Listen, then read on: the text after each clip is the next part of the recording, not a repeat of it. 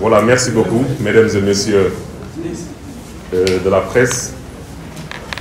Moi, j'avais déjà pris rendez-vous avec la presse dans la dernière décade du mois d'avril, parce que la SNHLM prévoit, durant cette période, d'organiser des journées portes ouvertes, journées durant lesquelles nous allons naturellement inviter la presse et les populations à venir voir le vécu de la SNHLM, mais surtout vous faire part de tout ce que nous avons réalisé durant ces 3 dernières années. Donc le rendez-vous est pris pour cette période.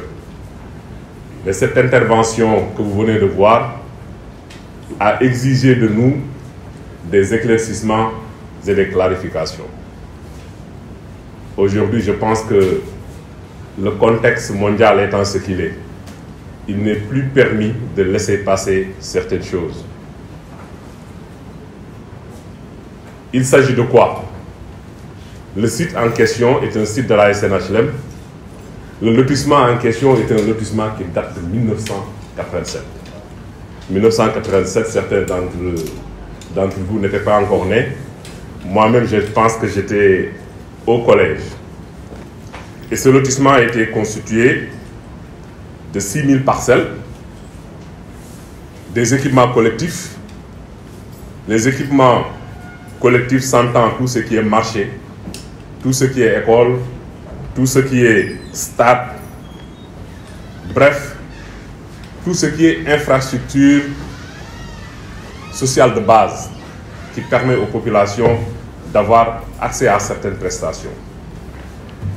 Et tous ces équipements-là, naturellement, effectivement, sont mis à la disposition de l'État ou des collectivités territoriales qui peuvent y ériger les infrastructures que j'ai citées tout à l'heure. Mais en marge des équipements collectifs, il y a ce qu'on appelle les équipements marchands. Ces équipements marchands, c'est tout ce qu'il y a comme espace prévu pour des stations-service, les espaces prévus pour les concessionnaires, que ce soit la SONES, la SDE, la Sonatel, la Sénélec, ou bien même un centre commercial. Et je pense que pour beaucoup, c'est de là d'où vient la confusion. Les espaces collectifs ne sont pas commercialisés. Les espaces collectifs ne sont pas commercialisés, ils sont mis à la disposition de l'État ou des collectivités territoriales. Mais les équipements marchands, comme les parcelles, sont commercialisés. C'est-à-dire que c'est des équipements qui sont vendus aux concessionnaires. La Sénélec, la SONES, ils ont eu tous à plusieurs reprises à acheter ces espaces réservés à eux pour y construire soit des accueils commerciaux, soit des agences. Et je pense que ça c'est important, que l'opinion publique comprenne cela, que les équipements marchands de la SNHLM, au même titre que les parcelles, sont commercialisés. Alors, pour ce qui est de ce lotissement-là aussi, il y a une particularité. C'est que ce lotissement, qui est constitué de 6000 parcelles, qui date de 1987, a connu également beaucoup d'occupations irrégulières sur des sites qui étaient prévus pour des parcelles à usage d'habitation. Aujourd'hui, la SNHLM a pris sur elle de convier ces occupants irréguliers à venir régulariser les sites occupés au niveau de la SNHLM. Moi, je pense que la mission qui nous est confiée par le président de la République, c'est de mettre à la disposition des populations des parcelles et des villas à moindre coût. C'est vrai, quand on fait des lotissements, quand il y a des occupations irrégulières sur la voie, il est arrivé même avec la DESCOS qu'on puisse casser. Mais pour ce cas spécifique, on a invité ces populations à venir régulariser, c'est-à-dire qu'ils viennent et on leur vend la parcelle. Parce que ce titre foncier, c'est un titre foncier de la SNHLM, c'est le terre 25753 DP, constitué, comme je l'ai dit, de 347 hectares. Ces populations, quand bien même ils auraient construit des R+20 sur ce site, ils n'auraient jamais de titres fonciers ou bien de titres de propriété tant qu'ils ne se rapprochent pas de la SNHLM. Donc on les régularise, ils viennent à la SNHLM, on les régularise en leur vendant la parcelle. Naturellement, ils doivent se retourner vers la commune pour avoir les autorisations de construire. Maintenant, c'est de la responsabilité du maire de délivrer ces autorisations de construire après instruction du dossier par les services publics. Mais à entendre parler le maire également, je pense, c'est ça, c'est mon sentiment, qu'il confond ce qu'on appelle le pouvoir discrétionnaire et ce qui est compétence liée. Le pouvoir discrétionnaire, vous avez la plénitude de l'action et du pouvoir. C'est quand vous nommez aux emplois au sein de la municipalité, même si c'est encadré, parce que vous ne pouvez pas nommer n'importe qui secrétaire municipal. Il y a des conditions qui doivent être vérifiées par le préfet. On ne peut pas également recruter n'importe qui, n'importe comment, même si c'est encadré. Mais vous avez le pouvoir discrétionnaire de le faire et si vous ne le faites pas, personne ne le fait. Mais pour ce qui est de l'autorisation de construire, ça c'est des compétences liées au sein de l'administration. C'est-à-dire, quand certaines conditions sont réunies, si vous ne signez pas l'autorisation de construire, vous êtes en faute. Et l'État sait tellement cela que des dispositions ont été prises, notamment en ce qui concerne les autorisations de construire, par le décret 2020-1463 du 10 juin 2020, qui modifie l'article R207 du décret 2009-1450 portant code de l'urbanisme. Donc, en cas de refus de l'exécutif local de signer l'autorisation de construire, naturellement, l'État a pris ses dispositions pour que le représentant de l'État auprès de la commune, qu'est le préfet et maintenant également, dans certains cas, le sous-préfet, puisse signer l'autorisation de construire. De ce point de vue, nous n'avons pas de problème, nous n'avons pas de difficultés, mais je pense que s'il le fait, il le fait contre ces populations qui ont besoin de ces autorisations de construire, qui ont besoin de ces titres de propriété en se rapprochant de la SNHLM. Mieux, sur ces sites-là, la SNHLM a eu même à laisser à la population des espaces qui étaient destinés à l'habitat. C'est le cas de certains terrains de football. On a vu que les populations environnantes ont transformé certains sites de la SNHLM en terrain de football. Mais nous nous sommes dit, si tant est que c'est utile pour la population, laissons les choses en l'état. Il est arrivé que des populations se rapprochent de la SNHLM pour que des espaces qui étaient destinés même à autre chose puissent être transformés en mosquées.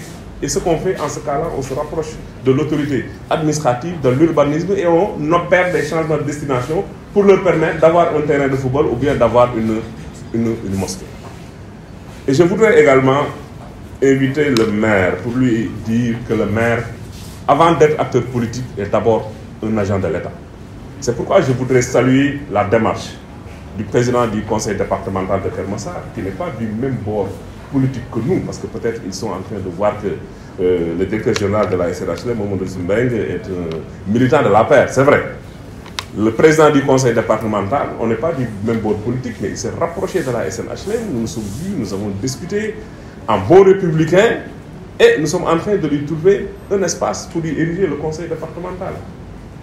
Je pense que c'est le même cas pour le maire de Jaxaay. Nous leur avons attribué 3000 m² pour y ériger l'hôtel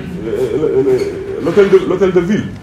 Pour lui dire, nous, avant d'être des politiques, nous sommes des républicains. Et notre formation nous exige toujours de mettre les intérêts de l'État avant les intérêts crypto-personnels. Et il n'en est naturellement rien. Je pense que c'est ça la responsabilité d'un élu, qu'il comprenne qu'en certaines matières, quand il intervient en matière de police, il n'agit pas en tant qu'élu, il agit en tant qu'agent de l'État sous l'autorité du préfet.